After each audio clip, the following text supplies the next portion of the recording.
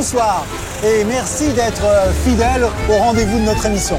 Alors sachez que ce soir, très exceptionnellement, cette émission est dédiée à tous les enfants qui naîtront ce 21 octobre. Pourquoi? Parce que ce soir, c'est mon anniversaire. Alors pour mon anniversaire, on a concocté un débat sur la maternité. Maternité, bénédiction ou malédiction. Pour ça, nous avons réuni dans notre séquence Échecs et maths, Eliette Abécassis et Edwige Antier. Patrick Besson, lui, nous dira pourquoi, presque depuis l'enfance, il est amoureux de Pouchkine et nous donnera un cours de littérature à propos du grand romancier russe. Thomas, lui, est un jeune. C'est un jeune auteur qui se prend pour Jeanne Masse. Dans son dernier roman, Je m'appelle Jeanne Masse, vous verrez, il voit des ours roses partout. Jean d'Ormesson, lui, devra répondre à la critique d'un sabreur que nous connaissons bien, Frédéric Becbédé, pour son dernier roman, Une fête en larmes. Amina Silibé nous donnera sa lecture du chef-d'œuvre de William Shakespeare, Othello, et vous verrez que c'est très singulier. Enfin, celui qu'on attend depuis presque 5 ans, François Weiergans, pour 3 jours chez ma mère, le roman qui enfin paraît et dont on dit déjà qu'il est peut-être le futur Goncourt. Eh bien, voilà le programme de notre émission. Je crois que maintenant nous pouvons commencer notre première séquence.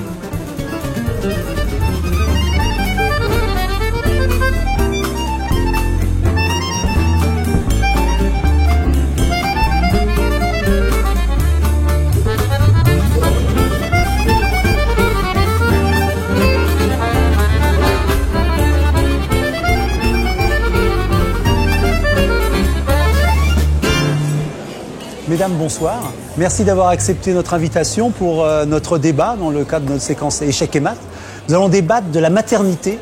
Maternité, bénédiction ou malédiction. Alors vous êtes censé être représentatif d'une des tendances.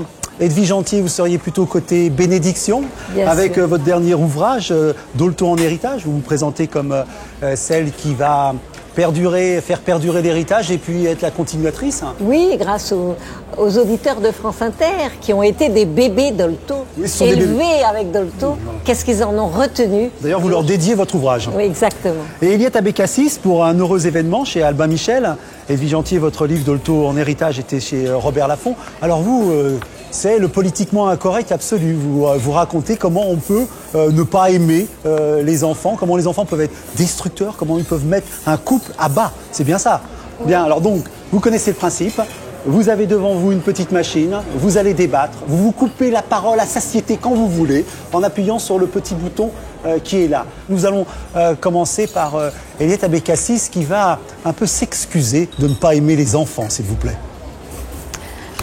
Non, alors d'abord je voudrais dire que j'aime les enfants, j'aime les bébés, mais je pense que la maternité est une expérience très bouleversante pour la femme, pour le couple, que c'est un cataclysme qui remet tout en jeu, tout en chantier, et une expérience assez dévastatrice. Et en fait, je trouve que on n'en parle pas, c'est un tabou, c'est-à-dire que on nous dit tout le temps « Ah, c'est merveilleux, vous allez avoir un enfant ». Alors ce tabou, vous êtes d'accord, Edwige ? Oui, mais je crois que vous ne vous étiez pas assez préparé. Parce que lorsque je lis votre ouvrage, vous dites que le bébé, c'est comme un vampire, en quelque sorte. Elle vous tète et elle vous dévore comme si elle n'était qu'un tube digestif. Vous n'avez pas lu que le bébé est une personne, vous qui êtes philosophe. Alors, trop jeune, je crois qu'on nous a trop dit que le bébé est une personne. Je crois que ça a été un pas important qu'on a fait, de prendre en considération le bébé. Mais je pense qu'aujourd'hui, il y a cette idée-là que l'enfant est roi. Et à force de nous avoir dit que tout se joue avant l'âge de 3 ans, qu'il faut faire très attention à l'enfant, on se concentre sur l'enfant et finalement chaque parent bâtit une relation très exclusive avec l'enfant et s'oublie. On oublie le couple. Mais vous savez, un bébé, un tout petit nouveau-né, il est obligé d'être votre roi. Parce que quand vous mettez votre petite fille au sein et qu'elle tète, vous savez ce qui se passe? En fait, ce sont ces neurones qui se connectent en se disant le monde, il est ainsi fait. Et elle voit l'univers à travers sa mère. Alors vous ne pouvez pas manquer à ça, c'est vrai. Quelle immense mission. Vous n'étiez pas assez préparé. Mais moi j'ai envie de vous interrompre quand vous dites que vous n'étiez pas prêt. Vous étiez très très jeune, vous viviez une passion. C'est ce que vous racontez dans le livre. Le bébé arrive effectivement comme un cataclysme. Alors d'abord, il faut faire une différence entre moi et ma narratrice. Oui, c'est à vous de C'est pas nous dire, mais c'est à vous de nous le dire. Ce n'est pas mon histoire, c'est un peu mon histoire, mais c'est aussi, je me suis inspirée de plein de femmes. Il y a quand même des accents de sincérité. Non, c'est vrai, ça part de quelque chose de très intime que j'ai vécu, mais j'ai aussi beaucoup écouté les femmes. J'ai été beaucoup quand j'étais enceinte, je ne pouvais pas tellement bouger. À la fin, j'ai été sur les sites internet, dont Super Maman, sur lesquels vous intervenez, j'ai lu vos conseils. Et aussi, on voit sur ces sites que les femmes se livrent plus facilement et peut-être que plus librement, parce que justement, il y a l'anonymat d'être derrière son ordinateur. Et là, on voit beaucoup la détresse et le désarroi des mères. Donc, je me suis servie de tous toutes ces expériences et de un peu ces plaintes de mères, qui étaient complètement affolées, paniquées. Sylvie Gentil, alors c'est de votre faute si on n'ose pas dire que les enfants posent problème? Justement, je trouve Dites-le à que de Eliette. même que les auditeurs à France Inter ou les internautes, c'est de l'intimité. Et votre livre donne l'intimité. Et ça, c'est très beau. Simplement, je pense que avec votre petite fille, votre bébé, vous avez comme une peur panique de vous fondre avec elle. Je pense que ça vient de ce que peut-être vous n'aviez pas eu assez de réparation avec votre propre maman. C'est le problème de la transmission de mère à fille, de fille à mère.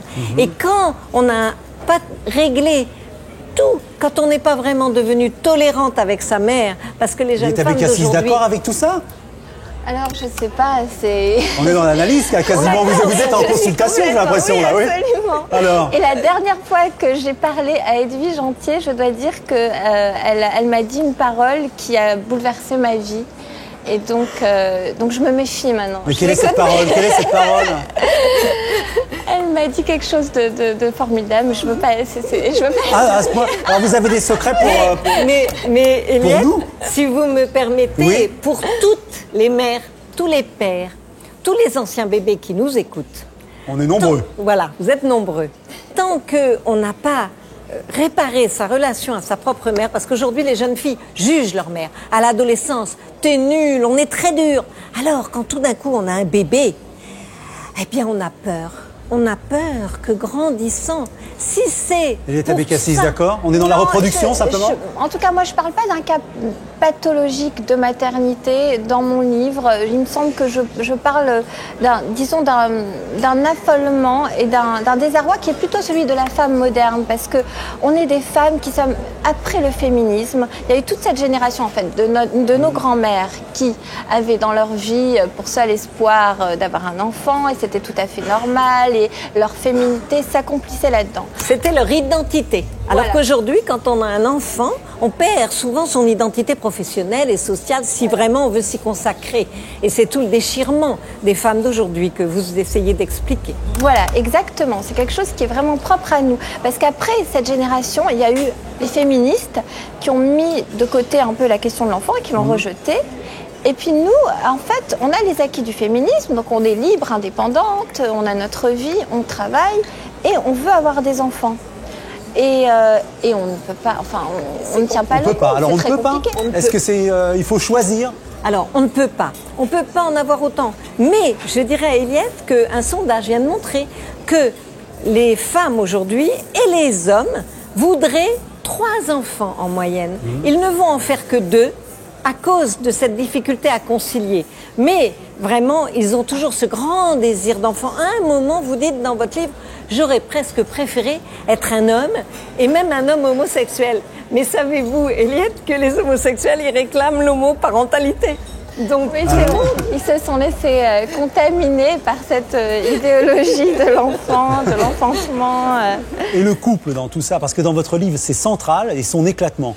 Alors, j'aimerais que vous entendiez sur le sujet. Alors justement, on est là, on est amoureux, on voyage, on est libre et tout d'un coup, on a un enfant. On est très spirituel parce qu'on a aussi cette idée très romanesque de l'amour-passion, romantique, et on se retrouve à changer des couches ensemble. Et on se retrouve à ne plus dormir la nuit. Et la femme qui allait, c'est vrai que c'est un accomplissement extraordinaire pour la femme, mais tellement extraordinaire qu'on n'a plus tellement envie de faire des câlins avec son mari. Oui, de faire l'amour, quoi. Ouais, en gros. Mais cette impatience de faire l'amour. Alors vraiment, il y en a qui disent même, il faut pas du tout allaiter, il faut tout de suite crac-crac. Mais c'est normal que vous n'ayez pas envie tout de suite de faire l'amour. Et il y a des façons de s'aimer. Et puis progressivement, c'est cette complicité. Plus le père va respecter la jeune mère dans sa bulle, cette bulle maternelle qu'elle fait avec le bébé, et mieux le désir va revenir. Au lieu d'essayer de faire de la rééducation périnéale, des régimes pour maigrir, vous êtes d'accord avec cette sagesse, Eliette? C'est une grande sagesse, mais dans la vie, je remarque que beaucoup de couples divorcent après la naissance de leur enfant. Et en fait, c'est vrai, quand on leur demande, ils disent oui, ça a été après la naissance de notre enfant, mais dans le fond, je pense que c'est à cause de... Je pense que beaucoup de couples se séparent à cause de ce troisième élément qui vient faire irruption dans le couple, la fusion du couple. Et ce troisième élément est un élément très perturbateur. Je pense que le bébé est l'ennemi du couple. Mais c'est assez infantile et narcissique. C'est parce qu'on ne s'est pas préparé. Parce qu'alors ces couples, oui, je les vois en tant que pédiatre, ils se séparent. Et puis qu'est-ce qui arrive? Eh bien, monsieur retrouve une amoureuse, madame retrouve un compagnon. Et puis on a à nouveau envie de bébé pour sceller ce couple. On recommence et 2 ans après, eh bien ça y est, ça ne va pas. Vous voulez dire qu'on recommence pareil? Pareil. C'est important de dire que c'est difficile d'avoir un enfant, que c'est pas merveilleux et que c'est pas... Enfin, c'est aussi merveilleux, c'est l'expérience la plus sublime de l'existence, mais c'est aussi peut-être celle la plus dure. Et c'est une épreuve pour le couple, c'est une épreuve pour la femme qui voit son corps déformé aux antipodes de ce que la société veut qu'elle soit. Et c'est une épreuve pour la famille en fait. Donc c'est important en fait que les gens le sachent et de lever le tabou, de lever le voile sur ce que c'est vraiment... Et tellement que... Excusez-moi, Daniel, oui. Mais je vais même dire que je vais offrir le livre d'Eliette à chacune de mes filles. Mes filles sont jeunes mamans. Il faut lire ce livre et il faut le faire lire au père, mais je dirais comme un matériel de thérapie pour ensuite avancer, pour en discuter avec son pédiatre, pour pouvoir ouvrir ce livre de la difficulté et pouvoir comprendre pourquoi vous l'avez si mal vécu. Vous l'avez vécu au premier degré de votre chair sans arriver à transcender et à sublimer pour ce bébé. Alors, est-ce qu'on pourrait dire que Eliette Abécassis a écrit le manuel en fin de compte, pour avoir de façon heureuse un enfant pour un couple? Absolument. Et je pense en travaillant avec ce livre, dans des réunions de jeunes pères, ils comprendront mieux par quoi passent leurs femmes. Mais vous dites à un moment que vous avez dit à votre petit bébé, puisque Dolto a dit il faut tout dire au bébé. Racontez ce qui vous est arrivé quand vous avez voulu faire du Dolto avec votre bébé. Alors, c'est vrai que c'est le moment où la mère explique ce qui est en train de se passer, ce drame du couple qui se sépare et finalement le bébé se met à pleurer. C'est la mère qui craque complètement et qui comprend qu'elle aime son enfant d'un amour fou. Est-ce que vous allez écrire un roman un jour sur la maternité heureuse? Certainement. Mais je pense qu'il faut prendre le livre d'Eliette pour justement ensuite faire du Dolto, pour que jamais ce vécu du bébé aussi négatif. Si vous avez pris le livre d'Eliette et fait du Dolto, eh bien vous allez tout transformer positivement. Votre conclusion, Eliette? Ce n'est pas seulement négatif. Vous verrez dans mon livre, il y a aussi beaucoup d'amour. Et justement, cet amour, il surgit de façon tellement forte, d'autant plus forte qu'il est né sur pas mal de sacrifices. Mais c'est d'autant plus fort. Voilà, alors je pense que tout le monde a compris qu'il fallait dire vos 2 livres. Je les répète. Eliette Abécassis, un heureux événement, du Dolto sans le savoir. Et Edwige Antier, Dolto en héritage, de l'Eliette Abécassis au futur. Oui, espérons pour le 2e. Merci mesdames, en tout cas. Merci beaucoup. Merci.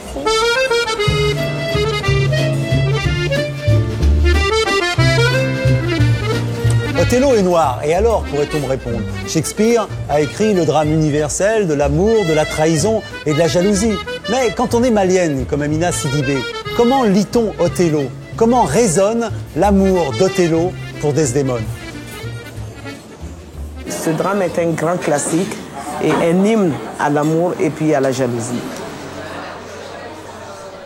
Il y avait quand même un chef, un général mort qui était noir, qui était au sommet de sa gloire et qui était aimé par une belle blanche et en même temps donc qui ne plaisait pas trop au reste de la troupe.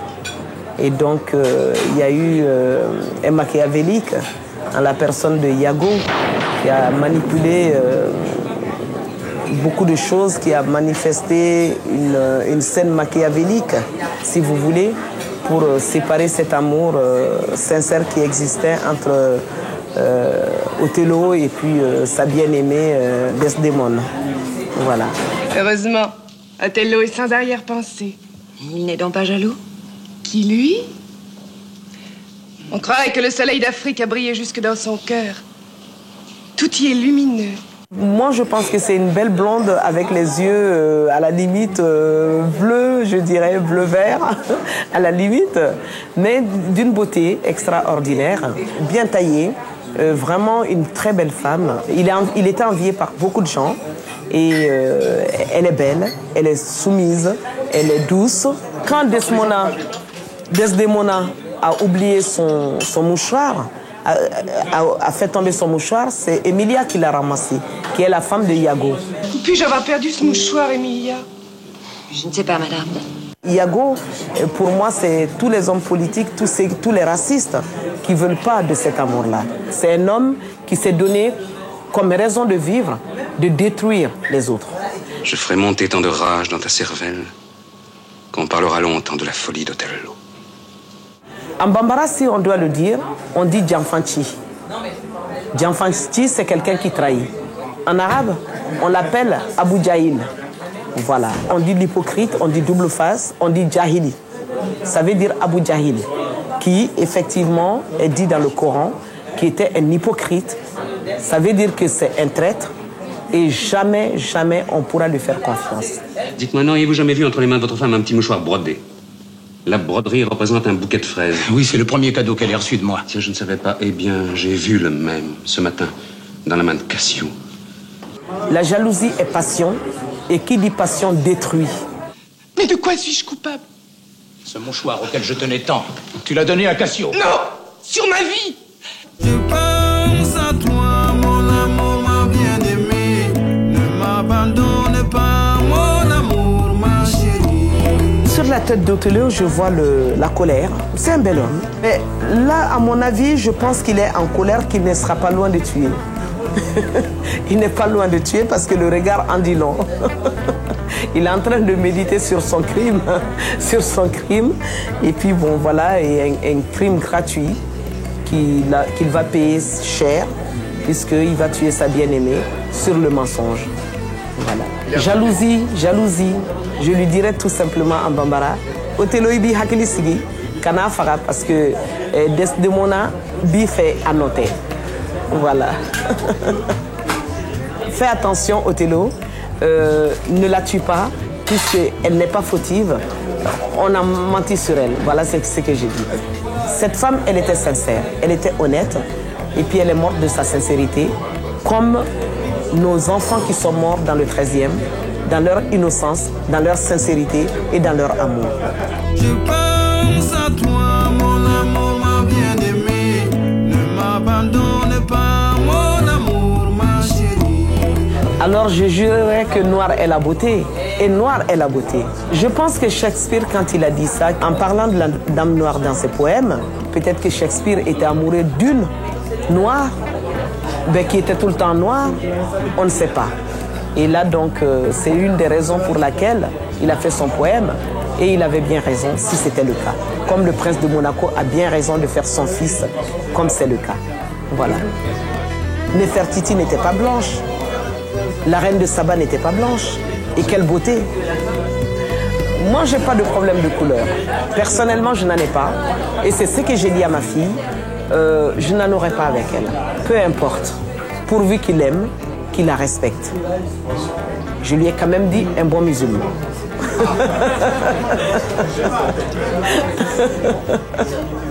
Voilà. Si mon gendre blanc est colérique vis-à-vis du marquis, je lui dirais quand même, j'ai mis du temps pour l'élever, tu me la laisses, j'ai besoin d'elle. Si toi tu ne veux pas d'elle, quelqu'un d'autre le veut, parce que sinon c'est moi qui te casse le cou avant que tu lui casses le cou. Et ça, je plaisante pas. Quel que soit l'âge, je te règle ton compte. Avant que tu la règles, son compte à elle. Voilà. Ne m'abandonne pas, mon amour, ma chérie.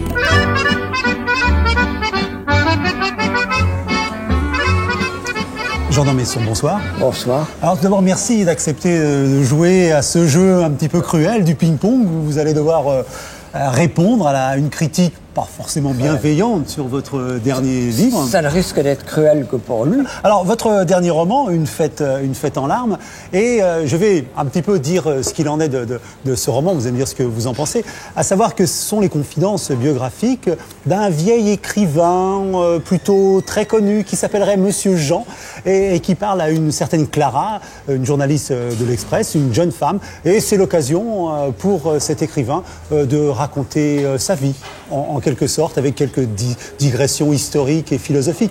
Ce Monsieur Jean, ce ne serait pas vous par hasard? Alors naturellement, je peux dire, vous savez que Flaubert disait Madame Bovary, c'est moi, et moi je peux dire Monsieur Jean, c'est moi. Ce qui nous intéresse là pour l'instant, c'est de savoir ce que Frédéric Beigbeder a pensé de votre roman. Là, vous savez, Frédéric Beigbeder, c'est à la fois un auteur que l'on connaît bien et également ce qu'on appelle un flingueur chez les critiques. Et j'ajouterais que c'est un ami. Bien évidemment. Et alors nous allons regarder sa critique. Alors vous connaissez le mécanisme. Vous avez Frédéric Beigbeder qui va apparaître à l'écran et vous pouvez lui couper le sifflet, l'interrompre quand vous le souhaitez. Le pauvre. Voilà. Alors, mettons en marche, voilà, on va voir apparaître Frédéric Beigbeder, bien que les... Alors... C'est toujours la même chose, Jean Do, sa vie, son œuvre. La grande élégance de cet homme fut d'être gâteux très tôt, d'où sans doute une élection précoce. Ah bien. Alors, gâteux très tôt, il a raison. Ah oui. Il a raison, parce que quand j'étais candidat à l'Académie française, je racontais l'histoire suivante, qui est les deux académiciens qui se rencontrent, et le premier dit au second « Comment va notre confrère un tel ?» Et l'autre dit « Oh, à moitié gâteux ». Et le premier dit « Ah, il va mieux ». Alors vous voyez que je suis assez d'accord avec Beigbeder. Le problème est de savoir si à l'Académie, on choisit les membres de l'Académie parmi les gâteux ou s'ils le deviennent parce qu'ils ont été élus. Vous avez une idée de la réponse? Un peu les deux, je crois. À l'Académie française. Son brio à l'oral a toujours excusé de charmantes banalités à l'écrit. L'enfance est un âge béni. Bon, c'est vrai que c'est pas ce qui est le plus original, hein, pour être franc. Rien à dire, également, s'il n'y avait pas de progrès, nous en serions encore à l'âge du feu. Voilà, je suis sûr que Jean Do sera d'accord qu'il a probablement écrit des choses meilleures. Également cette phrase, le monde ne cesse de changer et il ne cesse de rester le même. Déjà, là, on progresse. Ce qui me frappe, vous savez, c'est l'air un peu emprunté de Frédéric. On dirait qu'il est un peu embarrassé pour trouver ce qu'il va dire. Il n'y croit pas. Je ne trouve pas très à son aise. Mais enfin, voyons la suite. Enfin, il fait surtout ce qu'on lui reproche, c'est-à-dire extraire des phrases. Loin de nous l'envie de répéter les vacheries qu'écrivait Bernard Franck dans les années 70. Nous avons tous eu de la chance d'avoir un Jean Dormesson, surtout Bernard Franck, Bernard Pivot aussi, et la France. Quelqu'un qui n'arrête pas d'écrire pour dire qu'il n'a rien écrit. C'est un peu solennel, tout ça, mais enfin, ça va. Oui, c'est un discours d'entrée à l'Académie. Les Français aiment Jean Dormesson parce que c'est un brillant aristocrate qui se prétend aussi médiocre qu'eux. Or, il n'est pas médiocre, il est juste flemmard. Un jour, Flemmard. Flemmard, non. Non. Dilettante? Amateur? Je remercie beaucoup Frédéric de me faire passer pour flemmard, parce que si je suis flemmard, c'est que j'ai un peu de talent. En réalité, je travaille énormément. Et vous savez la définition de Flaubert sur la littérature, 10% d'inspiration, 90% de transpiration. Pas mal pour un flemmard quand je regarde... Oui, 33 livres, enfin on verra quand il en sera là. Quand il en sera. Et en même temps, c'est peut-être un charme, la nonchalance. Faut voir. Est-ce que ça fait partie de votre charme, cette nonchalance? La nonchalance, je pourrais lui donner des leçons de nonchalance, là, au lieu d'être un peu comme ça. est un peu besogneux, là. Il est besogneux dans la nonchalance, vous voulez dire. Alors que vous êtes plutôt aristocratique dans la nonchalance. Oh, aristocratique, non, je suis nonchalant. Voilà, tout simplement. Et lui est besogneux, c'est vrai. Le credo de Jean Do, c'est le bonheur. Est-ce qu'on peut à la fois être heureux et être écrivain? Je ne sais pas, avoir une vie agréable et une œuvre légère est 100 fois préférable au sacrifice sur l'autel de la postérité posthume. Qu'est-ce que vous en pensez? Je crois me rappeler qu'il y a des écrivains qui peuvent à la fois être apparemment légers et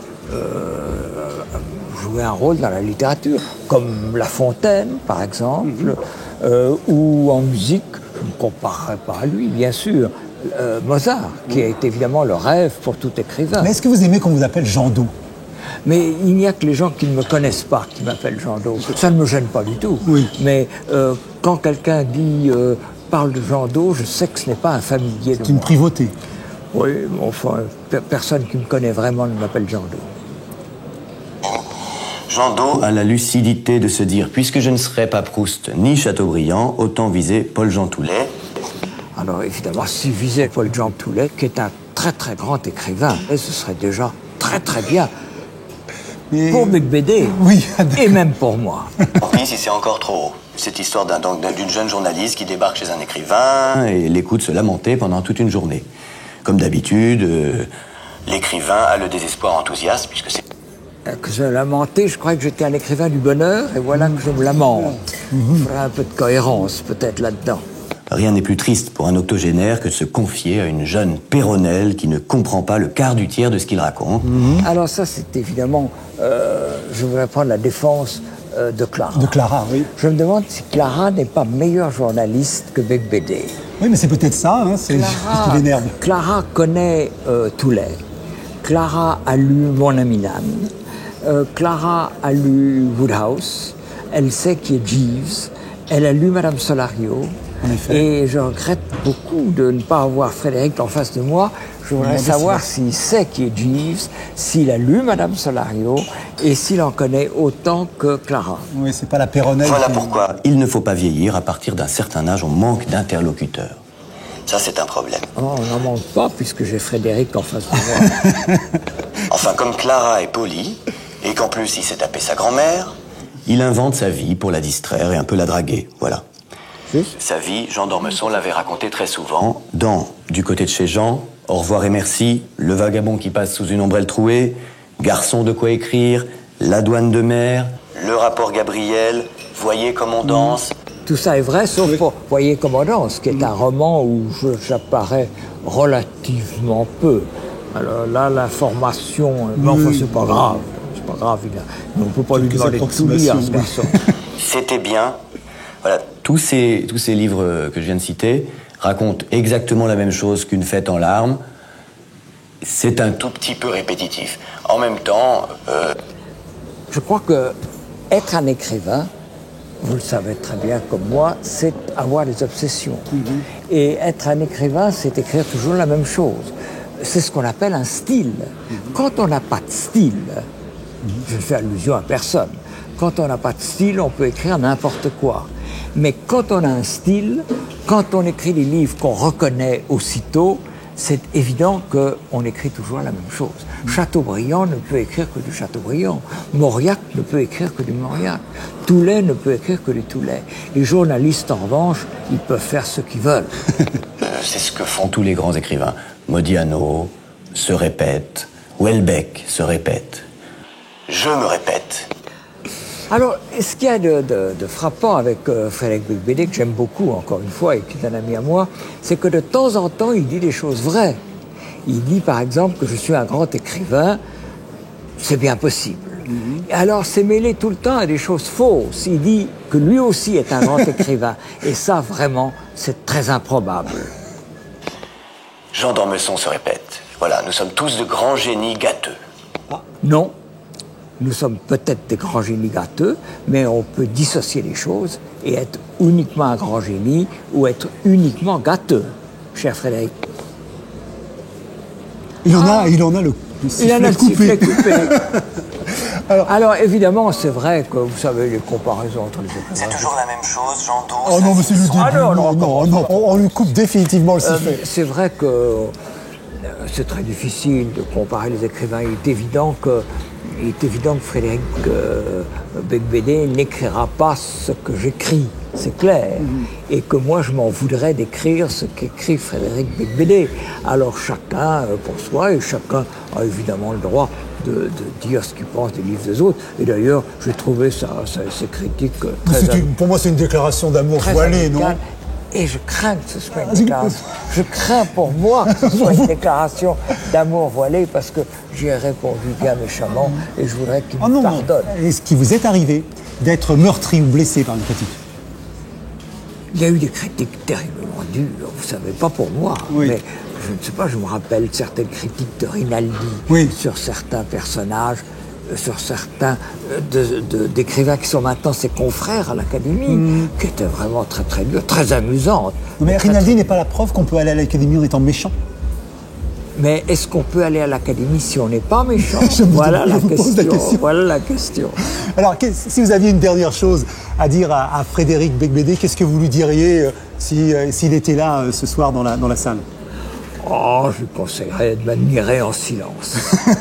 En tout cas, merci beaucoup Jean d'Ormesson. Alors, nous avons parlé de votre dernier roman, Une fête en larmes, et je conseille à tout le monde de se faire sa propre idée et de le lire. En tout cas, merci beaucoup, et j'espère que Frédéric Beigbeder a bien reçu la leçon.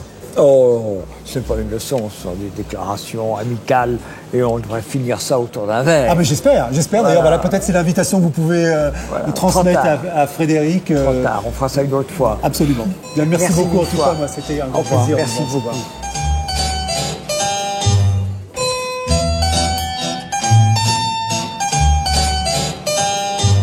Ce soir, dans notre cours de littérature, Patrick Besson va nous parler de Pouchkine.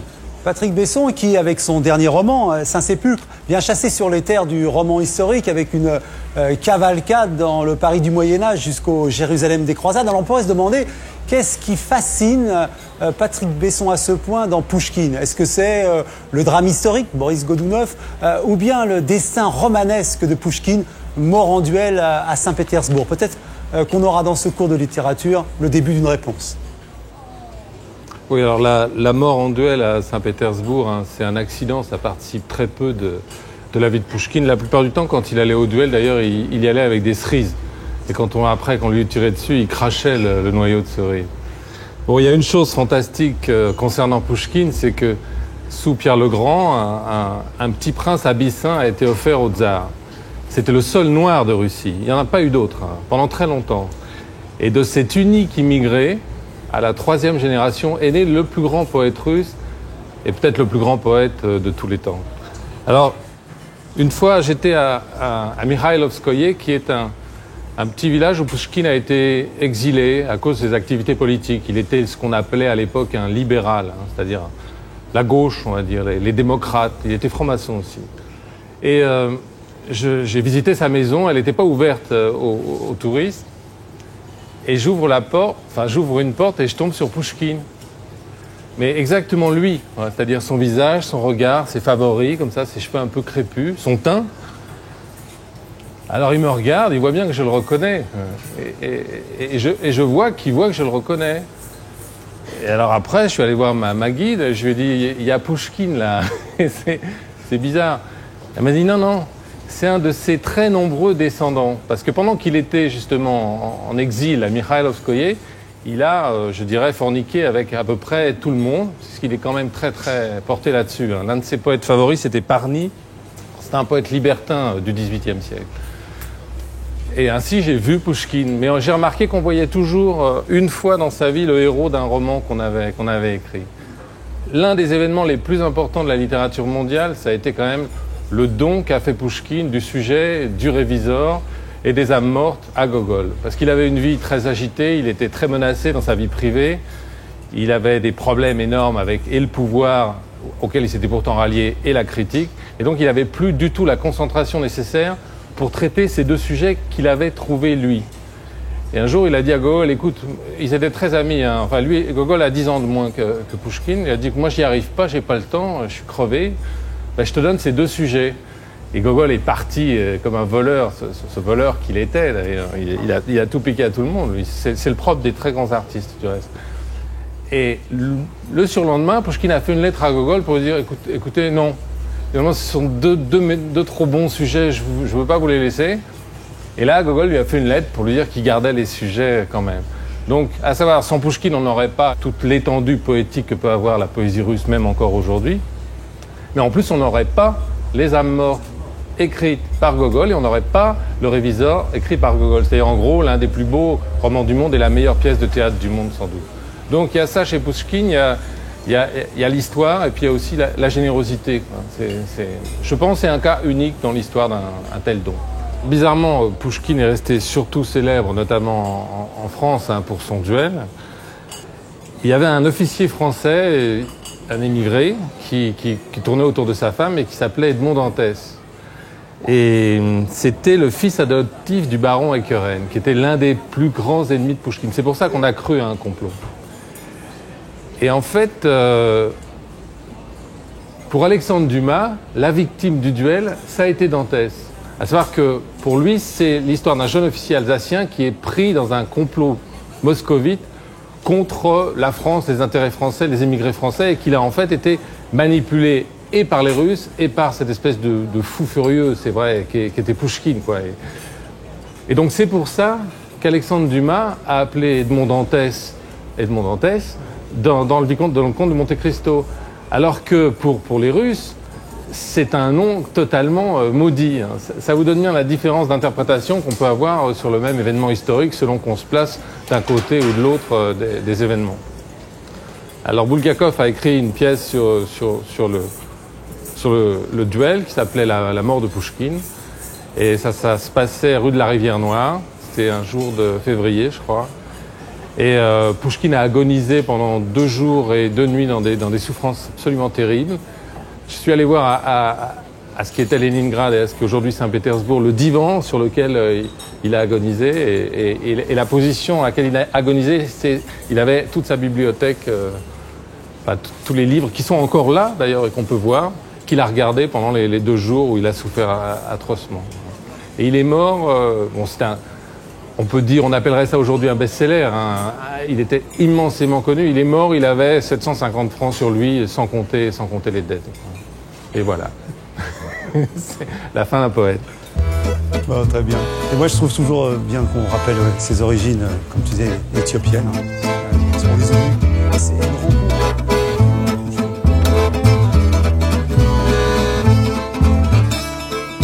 3 jours chez ma mère, c'est le dernier roman de François Weiergans. Ça fait 5 ans, je dis bien 5 ans, que tout le monde attend ce roman. Et on se pose la question, mais que s'est-il donc passé pendant ces 5 ans pour qu'un auteur ne puisse pas rendre son roman? C'est la question que bien sûr se pose son éditeur et tout le monde. C'est un peu la réponse que l'on aura, j'espère, dans ce journal intime. Une réponse à cette impossibilité, sans allusion bien sûr à une autre impossibilité, un autre candidat au Goncourt, si vous voyez ce que je veux dire.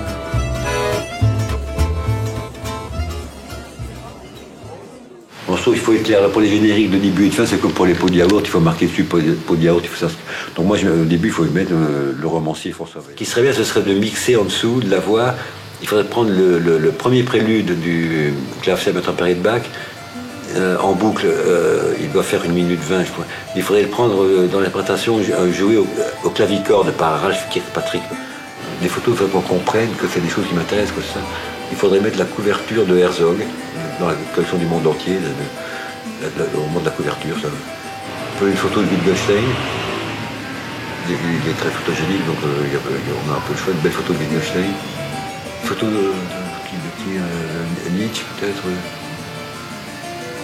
Oui, de Nietzsche, à la fin, il y a toute une série de Nietzsche, côté un peu fou, là, il est sur un oreiller blanc, il a une grande moustache. Je mettrai une photo de Giacometti. Hitchcock. Alors la photo que j'ai, il faut prendre ma photo parce que je vous la prêterai, après elle va me revenir de ces temps. Allô? Allô? Allô? Allô? Il serait peut-être bien de mettre une photo de micro et une photo de téléphone portable plutôt que un petit film. Regardez les trucs sur le son. Vous avez quelqu'un qui va monter ça, la personne qui va monter ça va vous détester.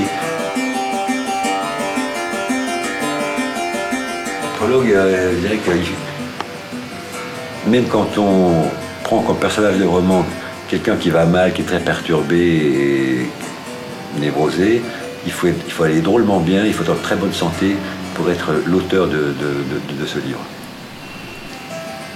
Voilà, c'est le début. Il y a très peu de bons livres pour enfants. Il y a énormément de publications de livres pour enfants que je vois quand j'essaye d'en lire à haute voix, ça me tombe des mains. Maintenant, je leur lis des trucs pour adultes, c'est quand même mieux. Comme les films aussi, là, mes petits enfants, je leur ai montré, ils adorent La mort aux trousses, 8,5, ce sont leurs deux grands trucs, ça. Quand j'ai connu Alberto Giacometti, beaucoup, un jour, j'arrivais en avance chez lui et dans son atelier. Donc la porte est toujours ouverte. Et donc j'attends pendant 1 heure, il était en retard. Et puis il arrive et il me dit, il y avait plein de sculptures, petites, grandes, mais aussi petites. Il me regarde et il me dit, vous n'avez rien volé? J'étais vachement gêné. J'ai dit, mais non, enfin, et alors il me regarde et puis il dit, vous auriez dû, parce que moi jamais je vous donnerai quelque chose.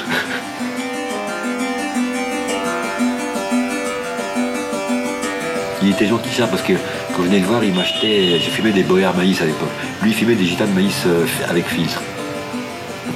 Il allumait puis il disait qu'il juste il tenait une bouffée puis il laissait la cigarette dans des tasses en porcelaine. Donc il y avait plein, il fumait une bouffée, donc il fumait, il ouvrait 10 paquets par jour. Et alors chaque fois qu'il venait, il avait acheté des boyards pour moi. Enfin, j'avais mes cigarettes. Ça, je trouve, j'essaie de faire ça quand on invite des gens à dîner à la maison. J'essaie de savoir ce qu'ils fument, alors j'ai toujours un paquet de ce qu'ils fument pour que...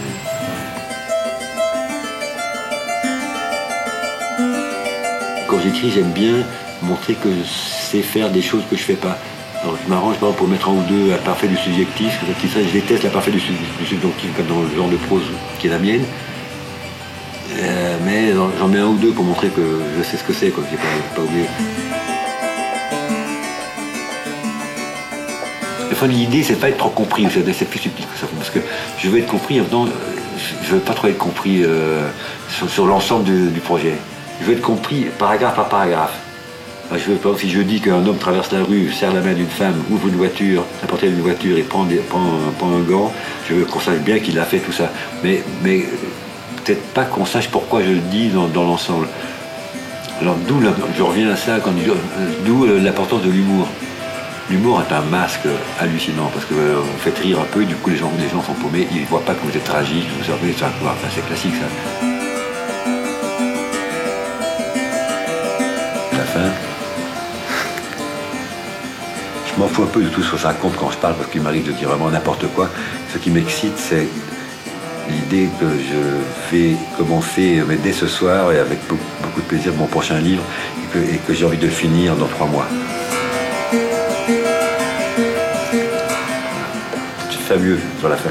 Parce que, on peut peut-être refaire la fin parce que tout le monde croit que je mets 5 ans à écrire un livre. Enfin, j'écris super vite et pour le prouver, j'ai envie de publier un autre livre dans 3 mois.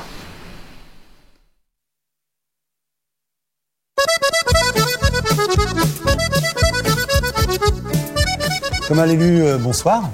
Bonsoir. Alors vous êtes notre inattendu ce soir. Alors on vous reçoit pour votre roman « Je m'appelle Jeanne Masse ». Alors ce roman, bon, je vais vous présenter. Vous avez 29 ans. Alors je vais dire des choses qui vont, j'espère que vous allez valider.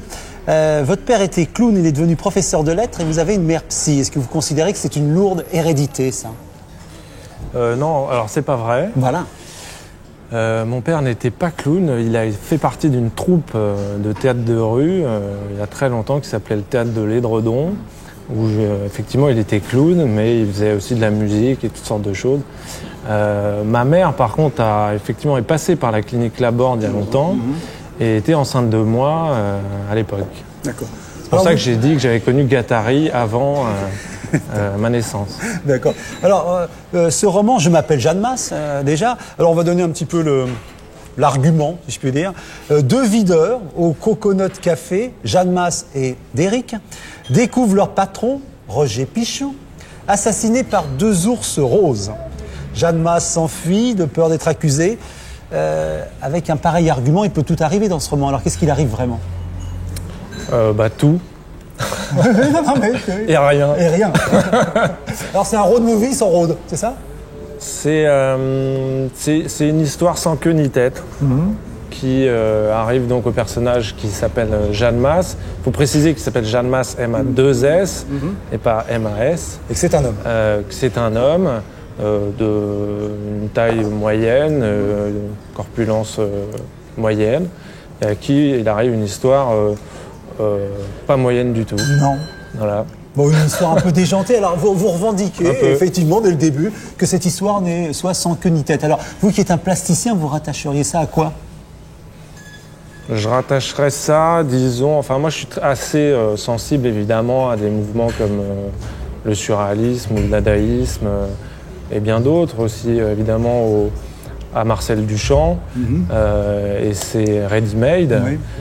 Donc, moi, c'est vrai que c'est un petit peu mes références, mais il y en a aussi dans le domaine littéraire avec des gens comme Alfred Jarry, avec Raymond Roussel, et aussi dehors du théâtre comme Ionesco, mais aussi, je pense plus nettement, et là je pense que ça rejoint vraiment la littérature, je pense toute la littérature, une grande partie en tout cas de la littérature américaine, qui va, je pense, aux principaux comme Jack Kerouac, et aussi des plus récents comme Bret Easton Ellis, que j'ai voulu recontextualiser en fait dans une époque et l'univers parisien et son langage. Voilà. D'ailleurs, dans ce livre qui est composé, alors ce qui est intéressant, c'est qu'on passe d'un chapitre à un autre, et vous marquez chapitre suivant. Vous savez au moins les choses. Voilà, la suite, une espèce de grande dégringolade, un peu le Duchamp descendant l'escalier, la fameuse. Voilà. Et dans ce livre, donc, il y a également une sorte de collage. Tout à coup, on voit une énumération, la bibliothèque idéale, ou bien votre phonothèque peut-être idéale, ou bien des rêves, des choses comme ça. Le collage aussi, une des formes que vous utilisez. Complètement.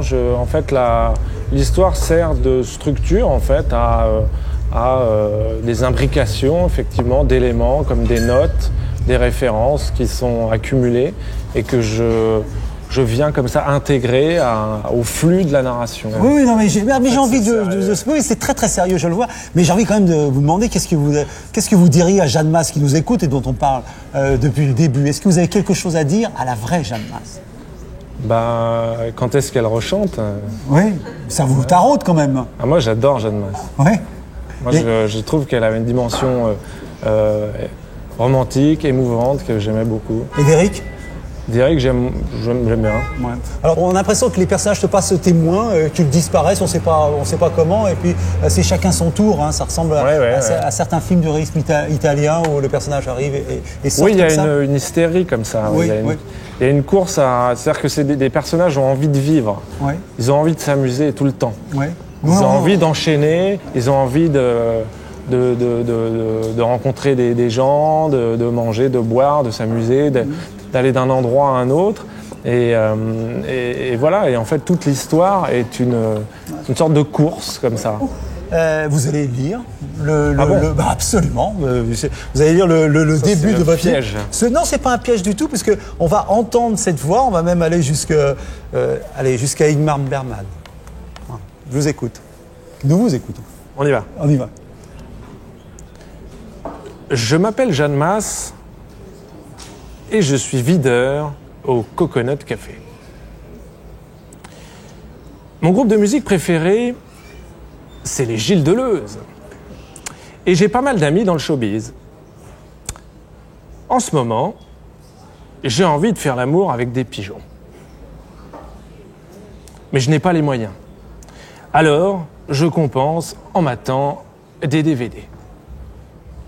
D'ailleurs, hier soir, j'ai regardé Dumb and Dumber pour la 12e fois.